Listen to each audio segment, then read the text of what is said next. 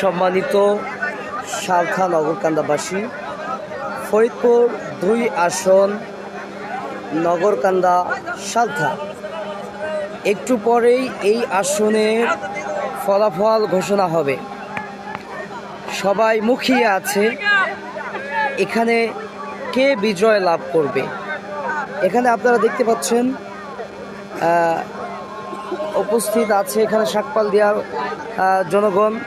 আমাদের সৈয়দ শাহিনুজ্জামান শাহিন ভাই সৈয়দ পরিবারের সন্তান। এখানে আরও উপস্থিত আছেন শাকপাল দেওয়ার অনেক গণ্যমান্য ব্যক্তিবর্গ। এখানে সৈয়দ বাড়ির আরেক সন্তান সৈয়দ রিগান, এবং উপস্থিত আছেন শাকপাল দিয়ার বর্তমান রানিং মেম্বার জনাব সুলাইমান মেম্বার, এবং শাকপাল দেওয়ার আমাদের আর এক মিদ্যাবাড়ির সন্তান সাদেক মিদ্যা ভাই সহ এখানে আমাদের আছেন সোহেল ভাই।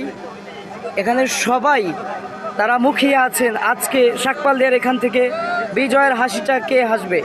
আপনারা দেখতে পাচ্ছেন দর্শক, ফরিদপুর 2 আসন সালথা নগরকান্দা, এখানে শাকপাল দিয়া 8 নম্বর ওয়ার্ডে, এটা শাকপাল দিয়া স্কুল। এখানে ভোট প্রচার করা হবে, এখান থেকে ভোটের রেজাল্ট দেওয়া হবে। সবাই মুখিয়ে আছেন। আমরা সৈয়দ শাহিন ভাইয়ের কাছ থেকে কিছু শুনতে চাই। আলহামদুলিল্লাহ, বিগত 17 বছরে বাংলাদেশে একটা ঈদের আনন্দের মধ্যে একটা নির্বাচন হয়েছে, 2026 সনের নির্বাচন। এবং নির্বাচন আমাদের এই সেন্টারে নিরপেক্ষ অবাধ সুষ্ঠু নির্বাচন হয়েছে। মানুষ নির্বাচনের ফলাফল দেখার জন্য অপেক্ষা আছে। খুব দ্রুত 5-20 মিনিটের ভিতরে ফলাফল আসবে ইনশাল্লাহ। সবাই আমরা অপেক্ষা আছি নির্বাচন ফলাফলের জন্য। স্লোগান দিব না, নির্বাচনের ফলাফলের অপেক্ষা আছি।